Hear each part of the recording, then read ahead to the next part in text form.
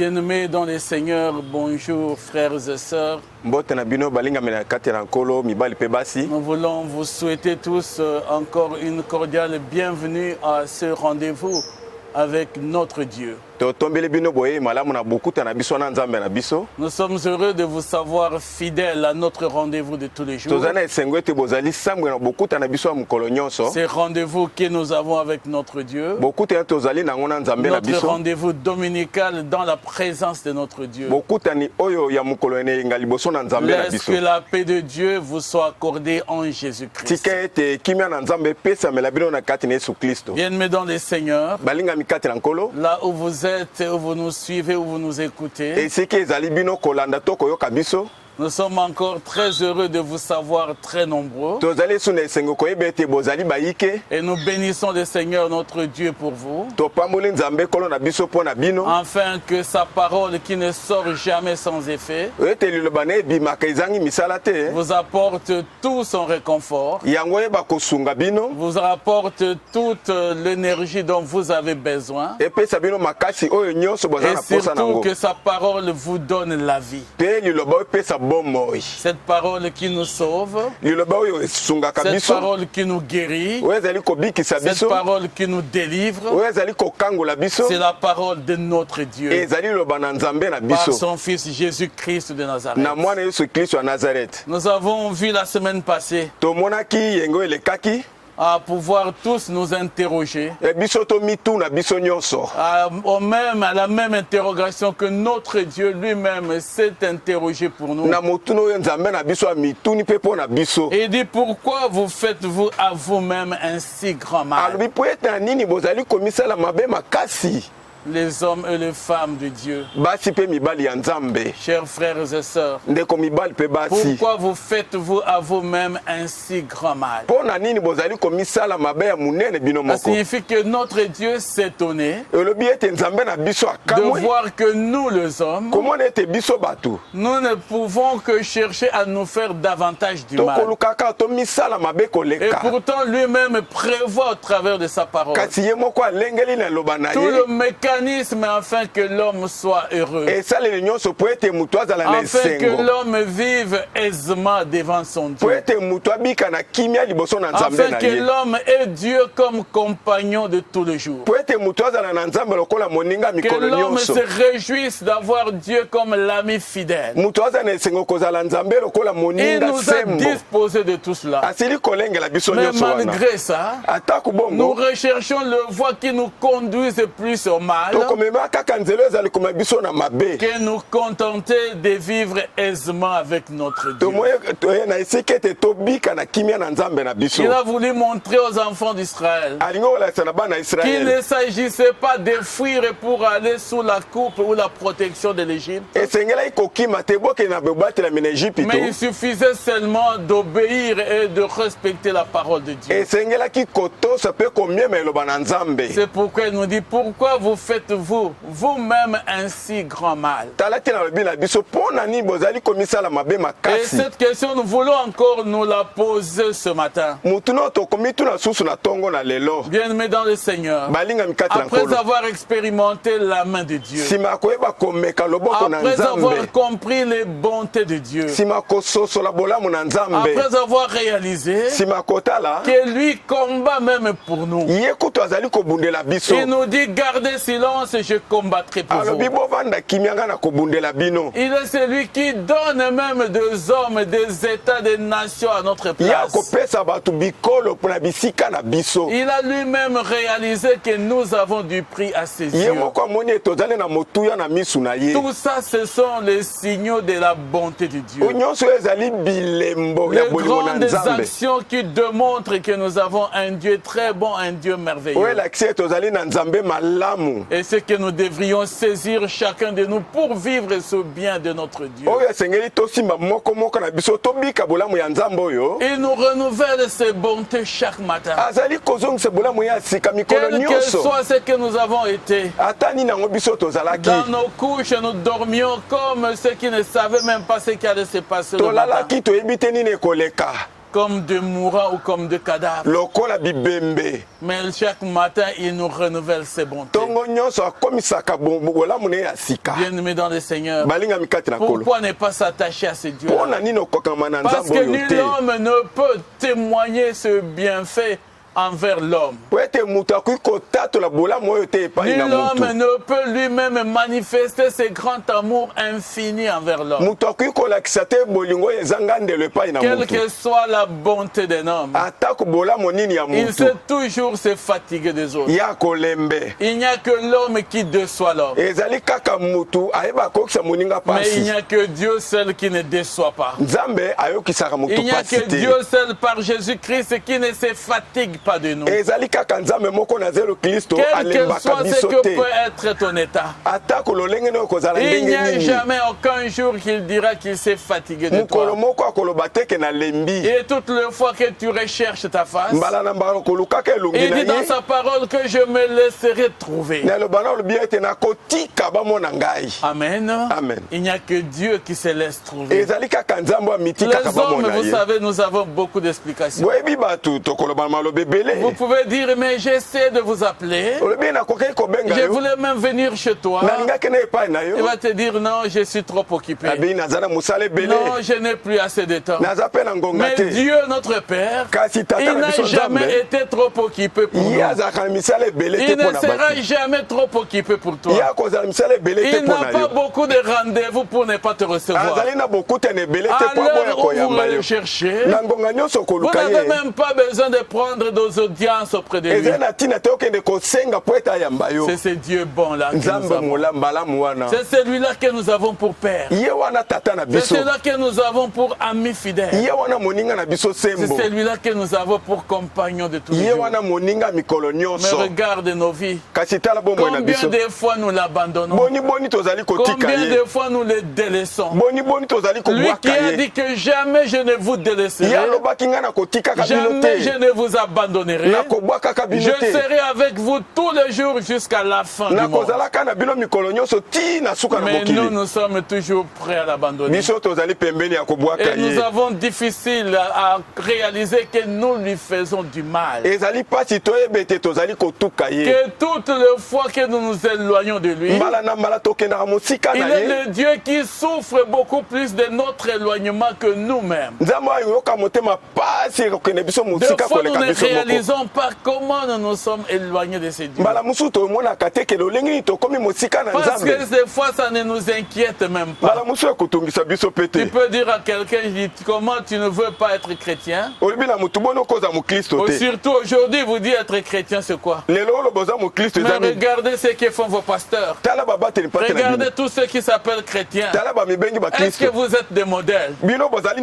À cause de nos comportements, surtout nous qui nous appelons hommes de Dieu, et des fois hommes de Dieu entre guillemets, nous éloignons beaucoup d'autres pour s'approcher de ces dieux. Nous ne donnons pas l'opportunité à d'autres de s'approcher de ces dieux. Et ainsi, ils se font beaucoup plus du mal eux-mêmes. Et notre Dieu s'inquiète. Il dit, pourquoi les hommes vous faites-vous ainsi grand mal vous-même? Pourquoi vous faites-vous vous-même et à vous-même ainsi grand mal? Ça signifie le mal dans lequel tu te trouves aujourd'hui. Tu es en train de pleurnicher là où tu es. Tu ne fais rien qui puisse marcher. Aucun commerce ne t'est reçu. Même si tu cherches le travail, tu ne l'obtiens pas. Même si tu fais le champ, ça ne te produit rien. Et tu es toujours en train de te lamenter, de pleurnicher. Mais tu ne regardes pas d'où te vient ce mal-là. Tu es prêt à incriminer les autres. Toujours tu vas trouver qui est la victime. Qui m'a fait ça? Ça doit être un tel qui m'a fait ça. La cause, c'est toujours les autres. La cause de ton malheur, ce sont les autres. La cause des problèmes problème dans ta vie, c'est toujours les autres. Mais tu ne réalises pas en toi-même quelle est ta propre part dans ce que tu es en train de connaître. Pourquoi ta vie ne marche pas? N'es-tu pas toi-même responsable? Ne te fais pas du mal à toi-même. Dieu savait que la plupart de fois, nous les hommes, nous nous faisons du mal à nous-mêmes. Et c'est pourquoi il s'est interrogé. Et il a posé la question. Pourquoi vous faites-vous à vous-même ainsi grand mal? Si nous lisons la parole de Dieu, dans le livre de 1 Samuel, au chapitre 15, dans le livre de 1 Samuel au chapitre 15, le verset 10 à 23, 10 à 23, nous allons lire également le livre de Jérémie, le chapitre 7, le verset 1 à 20, et nous pourrons terminer par l'évangile selon Matthieu, au chapitre 3, verset 1 à 12. Je lis 1 Samuel, chapitre 15, verset 10 à 23. Ça sera notre illustration, un exemple de quelqu'un qui s'est fait mal à lui-même, qui s'est fait très mal pour lui-même ou contre lui-même. Mais nous allons voir comment Jérémie énonce ce mal. Comment l'homme va jusqu'à vouloir se faire du mal. Et Jean-Baptiste, il a aussi évoqué pour dire comment vous, la race de pécheurs, qui vous a appris à fuir la colère à venir, afin que vous retrouviez le chemin du salut. Jean-Baptiste s'est posé aussi cette question. Au milieu de tous ces juifs qui venaient à lui pour le baptême. Mais lisons d'abord le livre de Jérémie, au chapitre 7. Et nous commençons par le verset 1er au verset 20. Je vais vous lire très rapidement ce texte. Et vous pouvez continuer avec ce texte. Et vous allez comprendre comment Dieu est vraiment dans la douleur lorsqu'il réalise à l'égarement de ses enfants. Lorsqu'il réalise la désobéissance de ses enfants. C'est ce qui nous entraîne dans le si grand mal. La Bible dit que la parole de Dieu qui fut adressée à Jérémie de la part de l'Éternel en ces mots. Place-toi à la porte de la maison de l'Éternel. Place-toi à la porte de la maison de l'Éternel. Et ça, c'était le grand temple qui avait été bâti pour l'Éternel, notre Dieu. Là où le nom de l'Éternel était invoqué. Et il dit, publie cette parole. Et dit, écoutez la parole de l'Éternel. Vous tous hommes de Juda, qui entrez par ces portes, les portes de ces temples, les portes de l'entrée de Juda. Vous qui entrez par ces portes, pour vous prosterner devant l'Éternel. Ainsi parle l'Éternel des armées, le Dieu d'Israël. Réformez vos voies. Réformez vos voies et vos œuvres. Et je vous laisserai demeurer dans ces lieux. Vous voulez demeurer dans la présence de Dieu? Réformez vos voies et vos œuvres.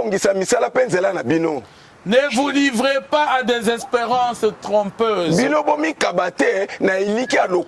en disant, c'est ici le temple de l'Éternel. Le temple de l'Éternel. Le temple de l'Éternel.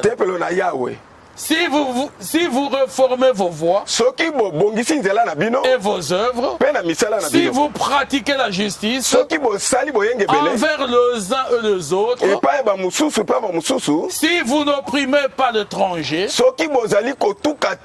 l'orphelin et la veuve, si vous ne rependez pas en ces lieux le sang innocent, et si vous n'allez pas après de Dieu, après d'autres dieux pour votre malheur, alors je vous laisserai demeurer dans ces lieux, dans le pays que je donnais à vos pères. Ça commence toujours par si vous ne faites pas ceci. Regardez, bien-aimés dans le Seigneur, quel est votre comportement même devant les étrangers? Vous êtes le premier à opprimer les étrangers. Vous êtes le premier même à opprimer les veuves et les orphelins. Vous êtes ceux qui pratiquent l'injustice, tout en vous appelant serviteur de Dieu. Votre bouche ne retient jamais les injures. Vous vous appelez serviteur de Dieu. Vous êtes le premier calomniateur. Bien-aimés dans le Seigneur, faisons attention. Dieu dit que si nous voulons vivre dans le pays dans lequel il nous a envoyés, nous ne devrons pas compter sur nous ou compter en nous tout ce mal dont il est en train d'évoquer. Les différents mots qu'il évoque. Ne pas pratiquer la justice envers les uns envers les autres. Ne pas vous reformer de vos voies. Vous continuez à vivre même dans la méchanceté. Dans la bouche d'un serviteur de Dieu, il n'y a que de mensonges et de tromperies. Quiconque s'appelle enfant de Dieu ou serviteur de Dieu, mais qui ne s'éloigne pas de mensonges, qui ne s'éloigne pas de l'impudicité, de l'adultère, qui ne s'éloigne pas du vol, qui ne s'éloigne pas même de mépris envers les étrangers, il est prêt à calomnier toutes choses. Si vous voulez demeurer dans le lieu, dans la présence de Dieu, et si vous voulez vivre dans le pays que Dieu a donné à nos pères, d'éternité en éternité, que cela ne soit pas compté dans votre vie. Que tout ce mot-là ne soit pas compté dans votre vie. Mais voici, vous vous livrez à des espérances trompeuses qui ne servent à rien. Quoi? Dérober, tuer, commettre des adultères, juger faussement, jurer même faussement, offrir de l'encens à Baal, aller après d'autres dieux que vous ne connaissez pas, puis vous venez vous présenter devant moi dans cette maison sur laquelle mon nom est invoqué. Et vous dites, nous sommes délivrés. Vous êtes délivrés par qui? Vous êtes délivrés par qui? Vous qui vivez dans ce mot et dans cette méchanceté, comment pouvez-vous dire que vous êtes délivrés? Et c'est afin de commettre toutes ces abominations. Cette maison est-elle à vos yeux une caverne de voleurs? Cette maison sur laquelle mon nom est invoqué, je le vois moi-même, dit l'Éternel. Allez donc au lieu qui m'était consacré à Silo, où j'avais fait autrefois résider mon nom. Et voyez comment je l'ai traité, à cause de la méchanceté du peuple d'Israël, à cause de la méchanceté méchanceté de vous qui vous appelez de chrétiens. Allez voir ce qui s'est passé à Silo. C'était le lieu où j'avais donné la gloire de mon nom. Mais aujourd'hui, allez voir ce que c'est devenu. Vous vous contentez de vos églises. Vous croyez qu'il y a la présence de Dieu. Parce que c'est là où on invoque le nom de l'Éternel. Écoutez ce que dit la parole de Dieu. Je le vois moi-même, dit l'Éternel. Allez donc au lieu qui m'était consacré. Là où j'avais autrefois résidé mon nom. Et voyez comment je l'ai traité. À cause de votre méchanceté. Et maintenant, puisque vous avez commis toutes ces actions, dit l'Éternel,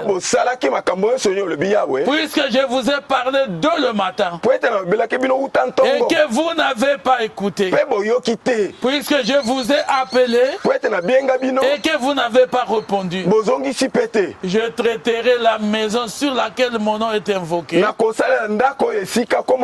sur laquelle vous faites reposer votre confiance, et le lieu que j'ai donné à vous et à vos pères, de la même manière que j'ai traité Silo. Amen. Amen. Je traiterai ces lieux-là, là où vous vous rencontrez, là, que vous appelez maison de Dieu, là où vous croyez qu'il y a la gloire de Dieu. Je vais traiter ces lieux de la même manière que j'avais traité Silo, qui a été détruit et qui est devenu des ruines à cause de votre mal, à cause de votre méchanceté. Même là où vous venez de choisir, même là où vous vous rencontrez, même là où vous êtes en train d'évoquer mon nom, je traiterai ces lieux de la même manière que j'ai traité Silo. Amen. Bien-aimés dans le Seigneur, c'est un avertissement de Dieu, non pas aux nations, non pas aux païens, mais aux gens qui s'appellent de son nom, aux gens qui se disent chrétiens et serviteurs de Dieu, aux gens qui se rencontrent dans des lieux où ils invoquent le nom de l'Éternel, là où ils prétendent de faire même des prophéties au nom de Dieu. Dieu dit qu'il va traiter ces lieux comme il a traité Sion. Parce qu'en vous-même, il n'y a même pas ce qui répond de Dieu. Rien en vous ne témoigne la crainte de Dieu. Les prophéties ne sont pas la crainte de Dieu. Votre attitude, quel est le fruit de votre vie? Dieu le dit clairement. Il dit, je traiterai ces lieux et je vous traiterai vous-même. Je vous rejetterai loin de ma face, comme j'ai rejeté tous vos frères, toute la postérité d'Ephraïm. Et toi, là, Dieu parle à Jérémie. Et toi, n'intercède pas en faveur de ce peuple. Bien-aimés dans le Seigneur, les gens ne croient pas que Dieu peut nous interdire d'intercéder en faveur des hommes et des femmes qui s'égarent de Dieu. Si Dieu vous a averti, Dieu a parlé de sa part pour vous, que vous reveniez de vos mauvaises voies. Et vous n'avez toujours pas écouté. Et les hommes de Dieu, l'homme de Dieu Jérémie, qui est nécessaire d'intercéder jour et nuit pour ces gens-là, le Seigneur lui dit, toi, n'intercède plus pour eux. N'intercède pas en faveur de ce peuple. N'élève pas pour eux une supplication ni prière. Ne fais pas des instances auprès de moi, car je ne t'écouterai pas. Je ne t'écouterai pas. À cause de ces gens-là, à cause de leur méchanceté, ils portent la peau de d'agneau et pourtant ils sont des lions à l'intérieur. Des lions ravisseurs. Des gens qui n'ont aucune considération envers Dieu. Des gens qui n'ont que des injures dans leur bouche. Quel type de méchanceté ils sont. Et toi tu intercèdes pour eux, pour que moi je les écoute, pour que moi je les pardonne. Dieu dit, je ne t'écouterai pas. Ne vois-tu pas ce qu'ils font dans les villes de Juda? Ce que vous faites là où vous vivez? Ne vois-tu pas ce qu'ils font dans les rues de Jérusalem? Les enfants ramassent du bois. Le père allume le feu. Et les femmes pétrissent la pâte pour préparer des gâteaux pour offrir à la reine du ciel, à la reine Astarté, au démon du ciel. Ça signifie que les enfants mobilisés allaient couper du bois. Les pères eux aussi se mobilisent, les papas, pour allumer le feu. Et leurs femmes, ce sont eux maintenant qui pétrissent la pâte pour faire des gâteaux. Mais pour offrir à qui? Au démon, à la reine du ciel. Et non pas à Dieu. Quelle prière ils élèvent. Il dit, Jérémie, je ne les écouterai pas. Et toi, je ne t'écouterai pas si tu intercèdes pour eux. Ça signifie quoi? Que Dieu a déjà décidé la perdition. Bien maintenant, le Seigneur, vous qui nous écoutez, et vous qui nous suivez, Dieu notre Père, qui est un Dieu miséricordieux, qui est un Dieu compatissant, un Dieu de toute grâce. Mais retenez une chose ce matin, que la grâce de Dieu a une fin. Qu'un jour la grâce de Dieu s'arrêtera. Et Dieu dira que je ne veux même pas t'écouter. Même quand les gens intercéderont pour toi. Parce que ta méchanceté a dépassé le bord. On t'a averti. On t'a prêché. On t'a parlé de la part de Dieu. Mais tu n'as pas écouté la parole de Dieu. Tu n'as pas écouté la parole de Dieu. Parce que vous ne faites qu'offrir de sacrifices. Offrir de sacrifices. Offrir tout ce que vous offrez, vos offrandes, à des dieux étrangers que vous ne connaissez même pas. Regardez comment vous allez aujourd'hui. Maintenant, vous consacrez même à l'idolâtrie. Dans le loge des occultistes. Vous vous livrez à Satan. Et vous croyez que vous êtes heureux. Vous pensez que vous êtes dans la joie. Parce que vous vous contentez de grandes fêtes démoniaques. Dieu dit, pour toi, mon frère, ma soeur, vous qui continuez à demeurer dans les maisons occultes, vous qui continuez à faire des libations à d'autres dieux, vous ne faites qu'irriter Dieu. Il dit, vous m'irritez. Vous êtes en train de m'irriter. Vous êtes en train d'attiser ma colère. Et c'est moi qu'ils irritent, dit l'Éternel. N'est-ce pas eux-mêmes? N'est-ce pas eux-mêmes qui appellent le malheur sur eux? En faisant tout ce mal-là, vous croyez que vous irritez Dieu? Vous croyez que vous offensez Dieu? Mais ne sais pas que vous vous offensez vous-même. C'est pourquoi le Seigneur a demandé, pourquoi vous faites-vous à vous-même un si grand mal? Pourquoi vous faites-vous à vous-même un si grand mal? Parce que vous croyez que vous êtes en train d'irriter l'Éternel. Ce n'est que votre propre confusion. C'est pourquoi ainsi parle l'Éternel, le Seigneur l'Éternel Dieu. Voici ma colère et ma fureur se répandent sur ce lieu, sur les hommes et les bêtes, sur les arbres de champ et sur le fruit de la terre. Elle brûlera. Elle brûlera et ne s'éteindra point. Ainsi parle l'Éternel des armées, le Dieu d'Israël. Bien-aimés dans les seigneurs, voilà comment nous nous détruisons nous-mêmes. Quels que soient les avertissements. Le prophète Jérémie voulait nous donner ici le décor. Il a planté le décor pour traduire le comportement méchant des hommes et des femmes. Même ceux-là qui se dirigent vers le temple chaque matin. Les gens sont seulement contents de dire notre église, notre église. Oh, notre temple.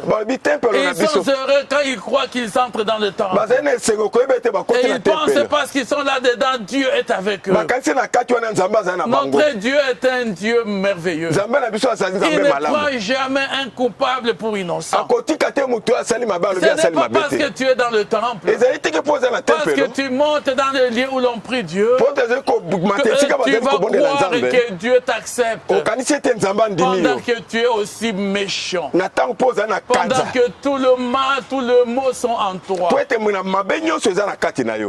Revois tes voix, mon frère, ma soeur.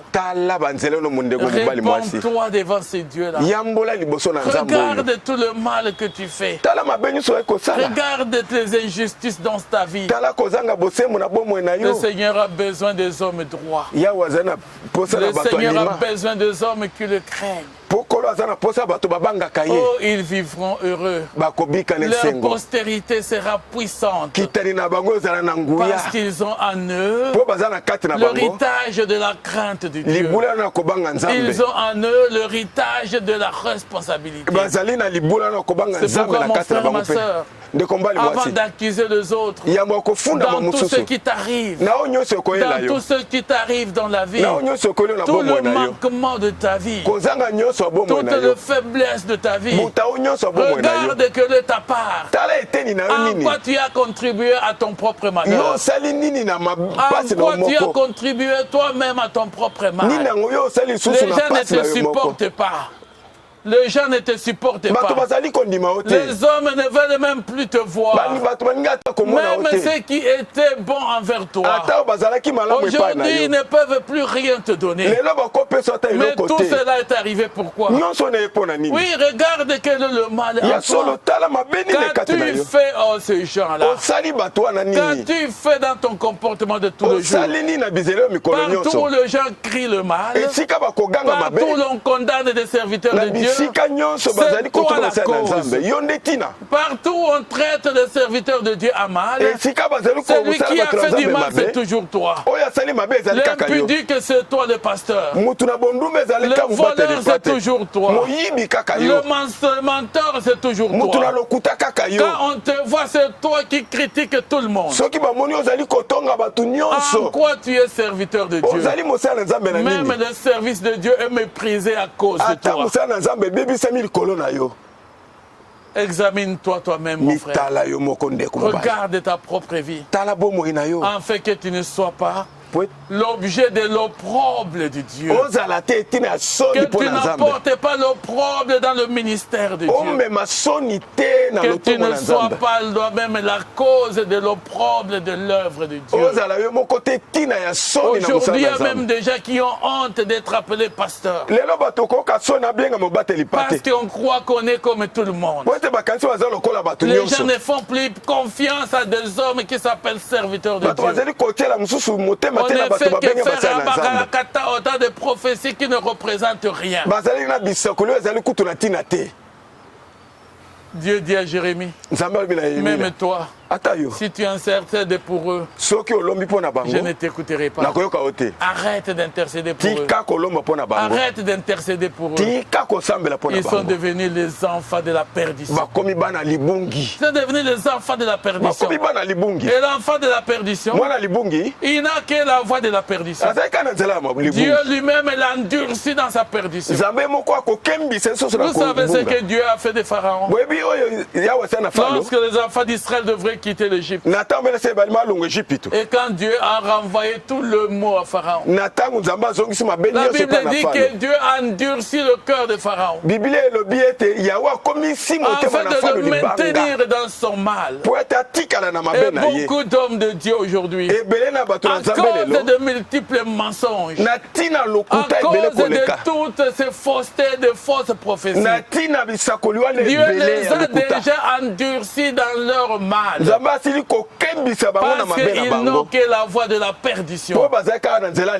Ils ne se sont pas retenus lorsqu'on les a avertis. Mon frère, ma soeur, jour et nuit, de frères et sœurs t'avertissent. Dieu dit que j'ai envoyé mes serviteurs depuis le matin pour les avertir. Mais tu n'as jamais écouté. Pourquoi te fais-tu ainsi grand mal? Pourquoi ne peux-tu pas te ressaisir et revoir tes voies? Bien-aimés dans le Seigneur, écoutez ce que dit Jean-Baptiste dans l'évangile selon Matthieu au chapitre 3. Lorsqu'il a observé ce qu'étaient devenus les hommes et les femmes d'Israël. La Bible dit, en ce temps-là, parut Jean-Baptiste, prêchant dans le désert de Judée. Il disait, repentez-vous, car le royaume de cieux est proche. Il disait aux gens, repentez-vous, car le royaume de cieux est proche. Jean est celui qui avait été annoncé par Esaïe. Le prophète Esaïe avait déjà annoncé. Il avait déjà dit ça. Repentez-vous. Repentez-vous, car le royaume de cieux est proche. Bien-aimés dans le Seigneur, le prophète Esaïe, lorsqu'il avait dit, c'est ici la voix de celui qui crie dans le désert. C'est ici la voix de celui qui crie dans le désert. Préparez le chemin du Seigneur. Aplanissez ses sentiers.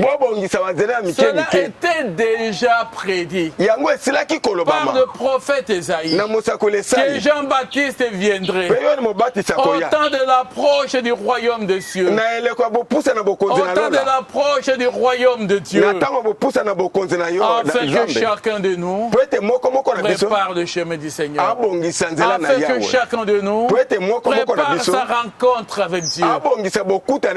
Bien-aimé dans le Seigneur, il est grand temps de ne pas servir Dieu comme des automates, de ne pas servir Dieu comme des hommes et des femmes qui ignorent de ce que c'est Dieu. Mais il dit préparez le chemin du Seigneur, aplanissez ses sentiers, sachez là où vous passez, sachez ce que vous faites. On n'adore pas Dieu comme si on était de perroquets.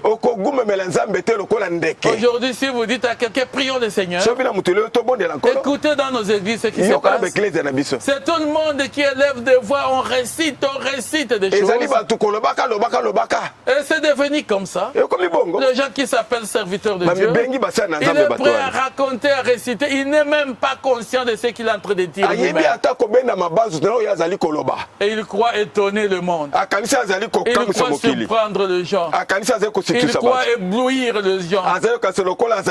Bien-aimés, nous ne sommes pas appelés à éblouir les gens. Nous n'avons pas été appelés à étonner les gens. Nous sommes appelés à préparer le chemin du Seigneur, à reconnaître où nous posons le pied, à reconnaître quelle est notre marche, que le Dieu que nous adorons est un Dieu saint, que le Dieu que nous adorons n'est pas un Dieu sentimental qui prendra un coupable pour innocent. Que le Dieu que nous adorons est un Dieu juste, un Dieu fidèle.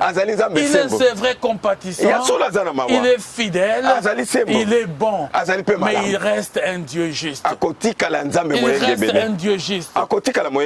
La Bible dit, Jean avait un vêtement de poil de chameau,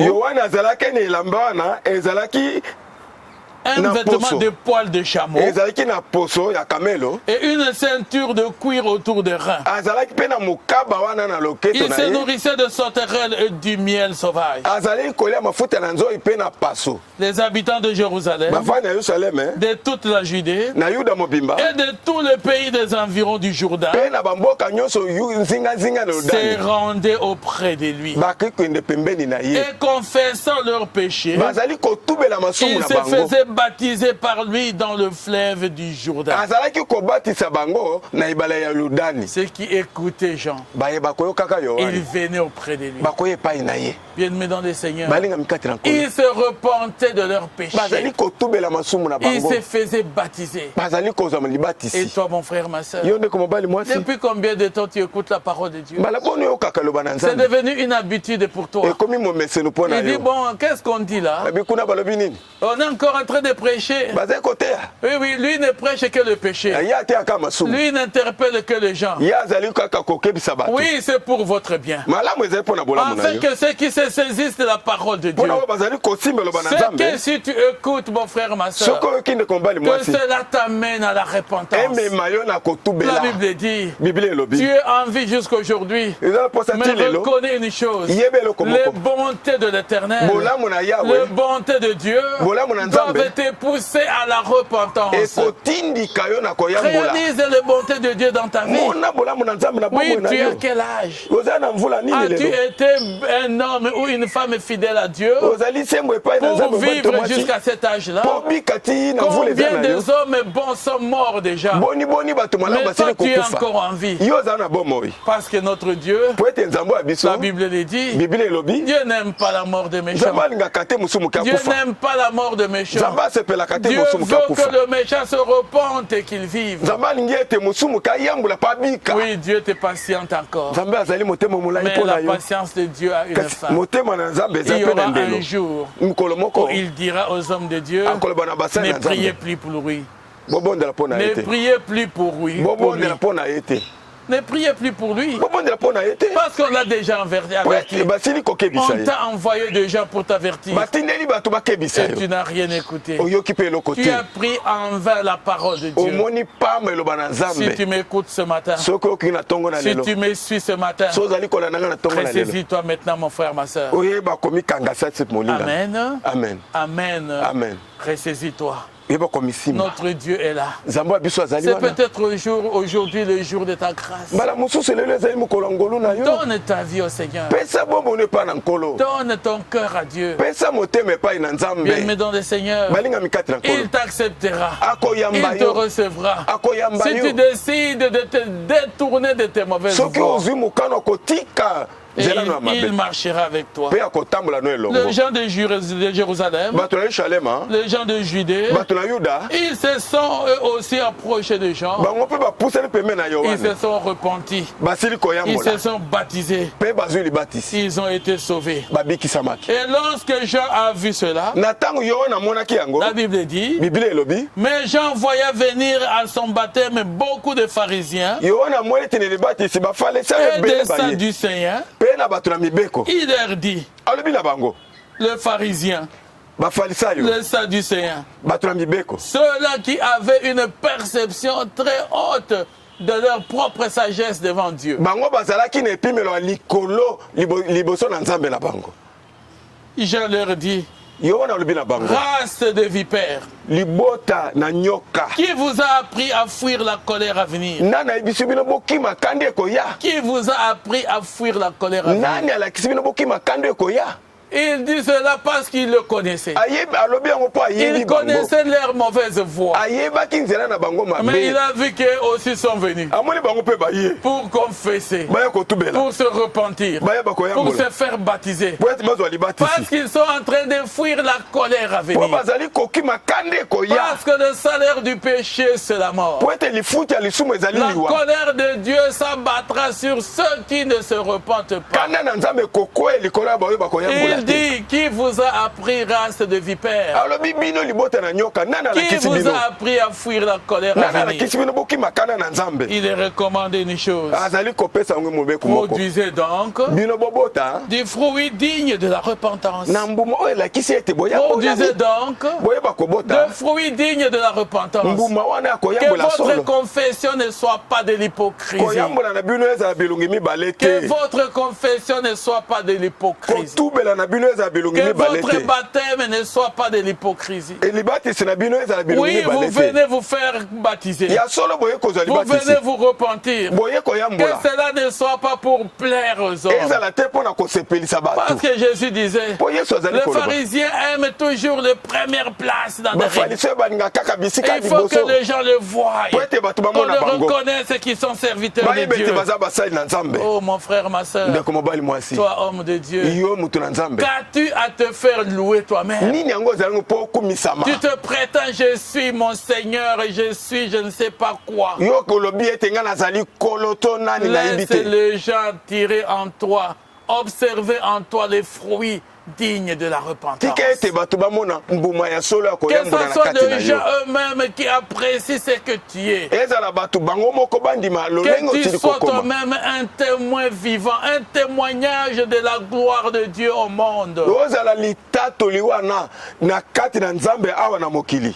Au lieu de pouvoir t'élever, te glorifier toi-même, pendant que ta vie ne produit en rien les fruits dignes de la repentance. Si les gens jugeaient ce que tu fais, personne ne t'aurait même pas appelé enfant de Dieu. Personne ne t'aurait même pas appelé serviteur de Dieu. Parce que ce que tu dis est contraire à tout ce que tu fais. Ne dites pas comme les autres. Oui, faites ce que je dis, ne faites pas ce que je fais. Bien-aimés dans le Seigneur, tout don parfait et toute grâce merveilleuse ne descendent que de notre Dieu et de notre Père Céleste. Amen. Amen. Soyons des modèles et des imitateurs de Jésus-Christ. Afin que notre vie traduise. Que notre vie traduise le parfum de la vie de Jésus. Que sur toi l'on voie les fruits dignes de la repentance. Et tu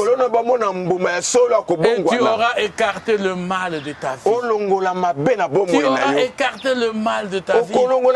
Et tu vivras heureux comme un vrai serviteur de Dieu. Produisez donc du fruit digne de la repentance. Ma soeur, mon frère, toi qui te qualifies enfant de Dieu, mais quand on t'écoute, tu n'as que le venin de serpent dans ta bouche.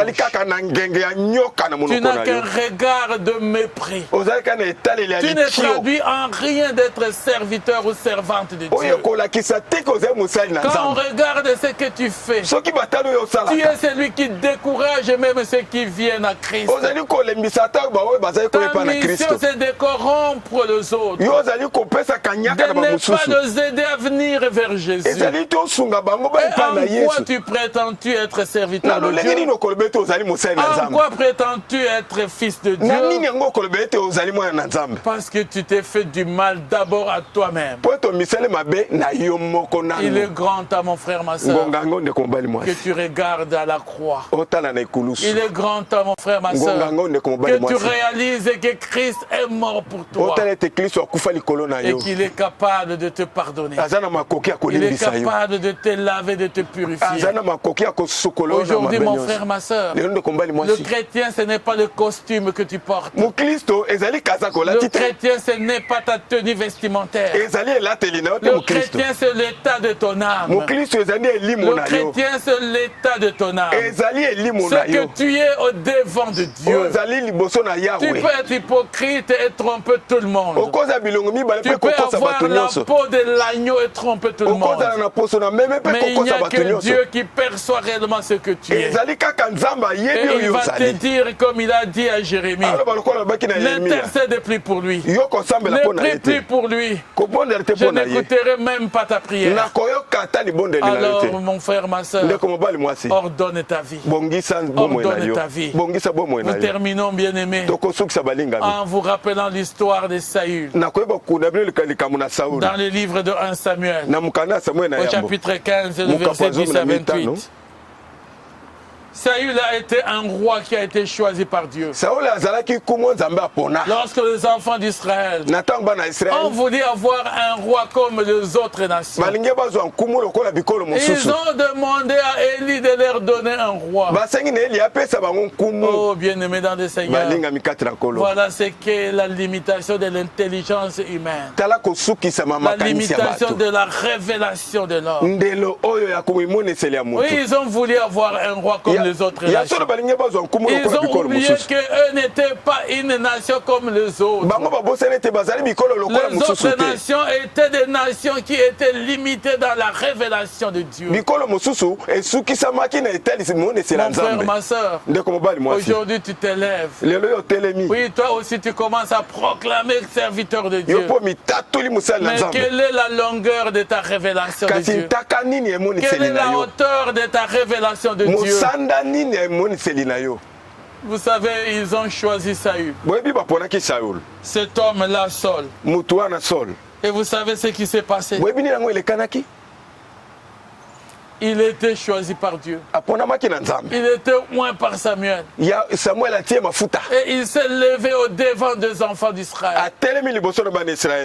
Mais un jour, devant des Amalécites, Dieu a dit, vouez tout à l'interdit. Je dis, vous pouvez lire dans le livre de 1 Samuel, le chapitre 15. Et cette désobéissance-là, vous l'avez du verset 10 jusqu'au verset 29. Et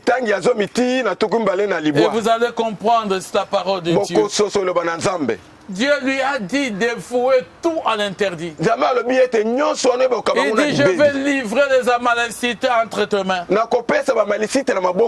vais les livrer à ton pouvoir. Mais toi, tu dois les vouer à l'interdit. L'Éternel adressa la parole à Samuel. Et lui dit, je me repens d'avoir établi Saül pour roi. Car il s'est détourné de moi. Il n'observe point mes paroles. Samuel fut irrité. Et il cria à l'Éternel toute la nuit. Il s'éleva de bon matin pour aller au devant de Saül. Et on vint lui dire, Saül est allé à Carmel. Et voici, il s'est érigé un monument. Puis il s'en est retourné. En passant plus loin, il est descendu à Gilgal. Samuel s'est rendu auprès de Saül. Et Saül lui dit, sois béni de l'Éternel. J'ai observé la parole de l'Éternel. Oh menteur que tu es, Saül. Tu vois Samuel? Toi, mon frère, ma soeur, prêt à déclarer partout, oui, j'ai observé la parole de l'Éternel. Oui, j'ai observé la parole de l'Éternel. Samuel dit, qu'est-ce que donc cette belle mode de brebis qui parvient à mes oreilles? Et ce mugissement de bœuf que j'entends? Saül répondit, ils les ont amenés de chez Amalécites. Parce que le peuple a épargné le meilleur brebis et le meilleur bœuf afin de le sacrifier à l'Éternel ton Dieu. Et le reste, nous l'avons dévoué par un interdit.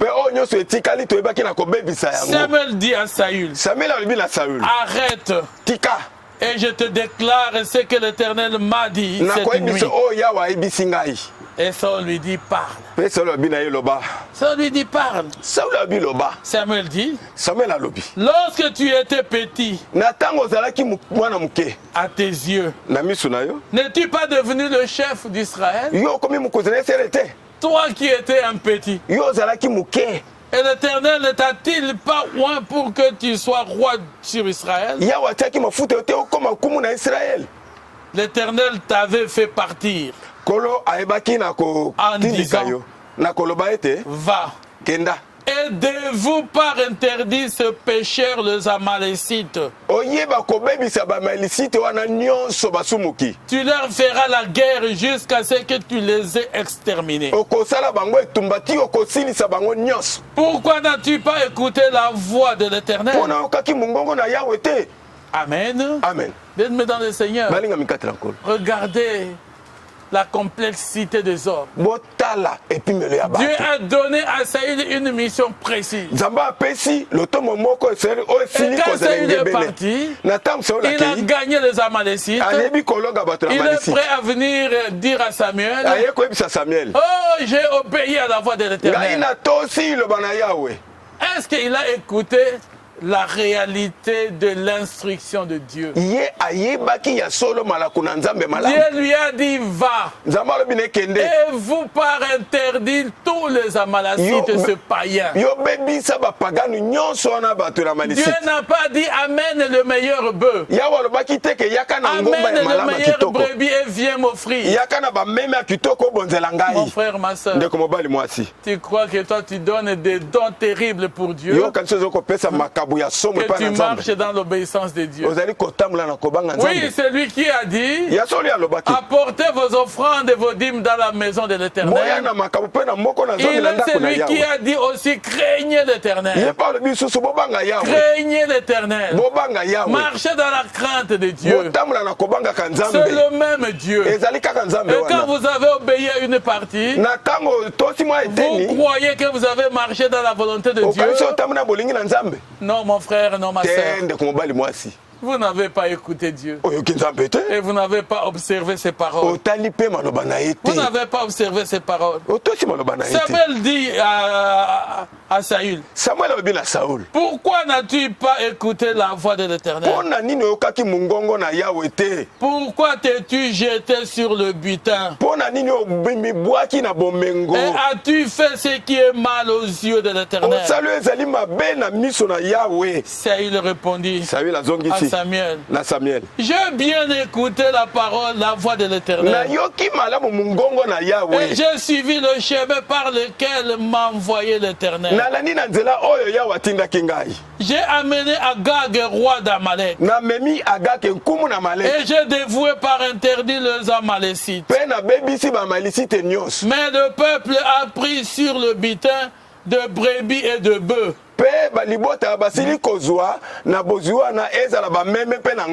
Comme prémisse de ce qui devait être dévoué, afin de le sacrifier à l'Éternel ton Dieu à Gilgal. Oh, les hommes de Dieu. Parce que Dieu dit aussi donner les prémices.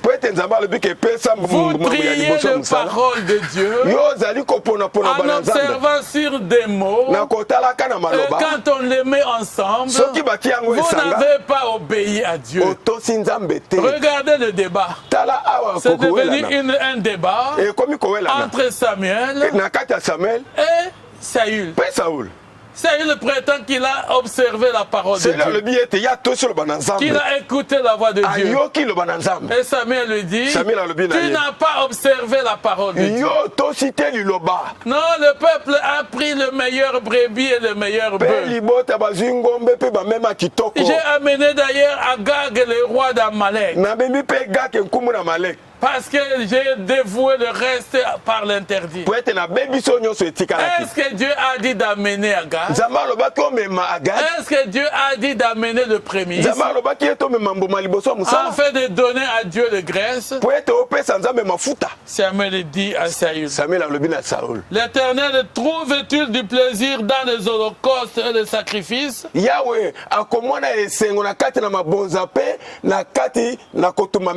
Comme dans l'obéissance à la voix de l'Éternel.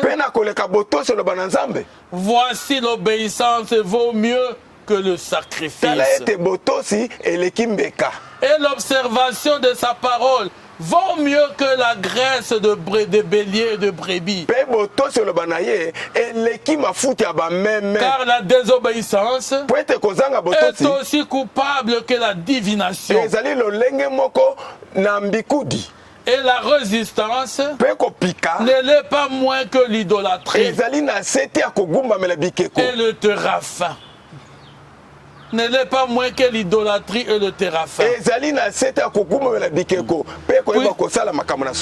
tu as rejeté, puisque tu as rejeté la parole de l'Éternel, il te rejette aussi comme roi. Amen. Amen. Amen. Amen. Bien-aimés dans le Seigneur. Oui, nous voulons nous arrêter par là. Mais nous retenons une chose. L'obéissance vaut mieux que le sacrifice. Vaut mieux que les holocaustes. Tu as tout pris. Tu as voulu donner à Dieu. Tu as voulu faire plaisir au Seigneur en lui offrant des offrandes et des sacrifices. Tu crois que tu te consacres ainsi à Dieu. Mais tu n'a pas bien écouté la parole de Dieu. Soyons attentifs à marcher dans la vérité de Dieu. Pour ne pas nous faire à nous-mêmes ainsi grand mal, nous devons bien écouter la parole de Dieu et bien suivre les instructions de Dieu. Et Saül ne l'a pas fait. Samuel a pris lui-même la machette. Samuel a pris lui-même la machette. Et il a coupé la tête d'Agag. Lui-même a refusé. Tel que Saül lui a expliqué, qu'il ne pouvait pas reconnaître la vérité dans le discours de Saül. Il lui dit, l'Éternel Dieu t'a rejeté aussi, parce que tu n'as pas obéi à sa parole. Il te rejette comme roi. Amen. Amen. Il y a beaucoup d'hommes de Dieu, il y a beaucoup de serviteurs de Dieu qui ont déjà été rejetés comme serviteurs, parce qu'ils n'avaient pas écouté la parole de Dieu, parce qu'ils se sont livrés à faire des choses contraires à la volonté de Dieu. Et aujourd'hui, ils n'ont que l'étiquette de serviteurs de Dieu. Et rien ne marche dans leur vie. Les églises sont devenues des ligables pour eux, des petites boutiques. Ils ne pensent qu'à leur ventre et non à la parole de Dieu. Ils ne pensent qu'à escorter les hommes, des discours miellés pour sucer le bien des hommes et qui n'ont aucun intérêt envers Dieu. Aucun intérêt envers Dieu. Ils ont cherché leur propre gloire. Ils s'appellent des grands serviteurs, des grands hommes de Dieu. Ils sont fiers de croire qu'ils sont au-dessus de toutes choses. Mais ils oublient qu'ils ont déjà été rejetés.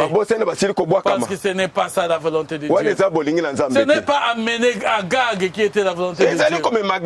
Pour que Saül se sentait fier devant Samuel. Voilà, j'ai amené Agag. Oh, on a amené le meilleur bœuf. On a amené le meilleur brebis. Parce qu'on va offrir le prémisse à Gilgal, à notre Dieu. Est-ce que c'est ça que Dieu t'a demandé? C'est ça que Dieu a-t-il demandé pour lui? Qu'est-ce que Dieu t'a demandé, mon frère, ma soeur? Marche dans la volonté de Dieu et soyons à l'écoute de la parole de Dieu. Soyons attentifs à l'écoute de la parole de Dieu. L'obéissance vaut mieux que le sacrifice. Et parce que tu n'as pas obéi, tu as été rejeté comme roi. Oh, les rois humains. Vous cherchez toujours de roi humain dans vos vies. Vous cherchez toujours la protection des hommes. Oui, ils ont fui en Égypte pour se cacher devant. Dans le zèle de Pharaon. Mais quand Dieu décide, la main de Dieu t'atteindra partout où tu iras. La sentence de Dieu t'atteindra partout où tu seras. L'épée de Dieu te touchera partout où tu seras. Tu n'échapperas à son épée. Tu n'échapperas pas à la famine. Tu n'échapperas pas à la peste. Il a toute le voie pour te toucher. Sois obéissant au Seigneur. Mon frère, ma soeur, écoute la parole de Dieu. Détourne-toi de tes mauvaises voies. Regarde ce que le Seigneur dit. Et marche dans la volonté de Dieu. Obéis au Seigneur. Et tu demeureras dans le pays dans lequel il t'a envoyé. Tu mangeras les fruits de ces pays-là. Et tu seras heureux dans la présence de Dieu. Que le Seigneur nous bénisse. Afin que nous sachions obéir à ce Dieu. C'est la toute première chose. Il n'a pas besoin de sacrifice, des offrandes, de la désobéissance. Obéis au Seigneur et tu vivras et tu jouiras de la vie. Ne sois pas comme les autres. Jean-Baptiste a dit, qui t'a appris à fuir la colère à venir? Qui t'a appris à fuir la colère à venir? Alors fais-le justement. Fuis justement la colère à venir et produis des fruits dignes de la repentance. Afin que la gloire de Dieu éclate des jours et des nuits dans ta vie. Que le Seigneur soit loué et que Dieu soit glorifié. Amen. Amen. Amen. Amen. Libre de nos chaînes, nous marchons vers toi.